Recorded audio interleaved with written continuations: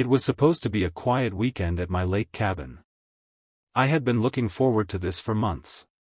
A break from the chaos, just nature, the lake, and peace. I inherited this place from my grandfather. It's private property, gated with signs clearly posted, no trespassing, private lake access. But of course, peace never lasts long when Karen is around. Karen was the self-appointed queen of the nearby HOA community. Even though my land wasn't part of their jurisdiction, she acted like the entire area, including my lakefront, was her personal property. I arrived Friday evening and everything was normal. By Saturday morning, I walked down to the dock with my coffee, and there they were, 3 loud teenagers playing music, trash everywhere, diving into the lake like it was a public pool. They weren't from my family. They weren't invited. They were strangers. I asked them politely, "Hey, this is private property. Can I ask what you're doing here?" One of them said, "Karen said it's fine. She lives up there. Said we can use this place."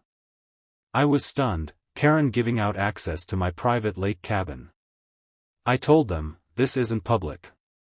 This land is mine. I don't even know who you are. You need to leave." They didn't argue. They packed up and left.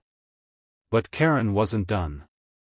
Less than 30 minutes later, I heard a car pull up. She stormed down the path in her golf cart, phone in hand, sunglasses on, like she owned the place.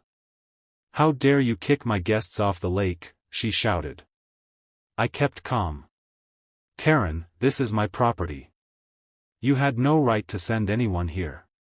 She snapped back, "This entire area is maintained by the HOA. That includes the lake. Your grandfather never complained." I pointed to the deed framed inside the cabin. "This land has never been under HOA rules. The lake access belongs to this property only." She refused to listen. "You're being aggressive," she muttered as she dialed 911. "I need police down here immediately. There's a man threatening me on HOA grounds." I couldn't believe it.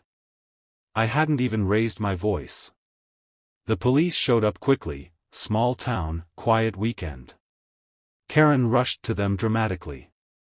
"He banned my guests and threatened me. This is HOA land."